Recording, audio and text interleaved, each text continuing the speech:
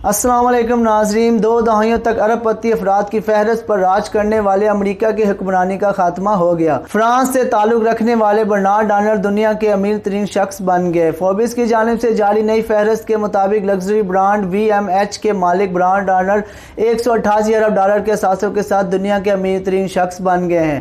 वो गुज़िश्ता कुछ सालों से अरब पति अफराद की फहरिस्त में मुसलसल ऊपर आते जा रहे थे और कुछ अरसे से वो टॉप 3 में ही जगह पक्की किए बैठे थे। फोर्ब्स के मुताबिक दुनिया के अमीर तरीन शख्स जीफ बेजोस की 1 दर्जा तंजली हो गई और अब वो $187.7 अरब के असासों के साथ दुनिया के दूसरे अमीर तरीन शख्स हैं।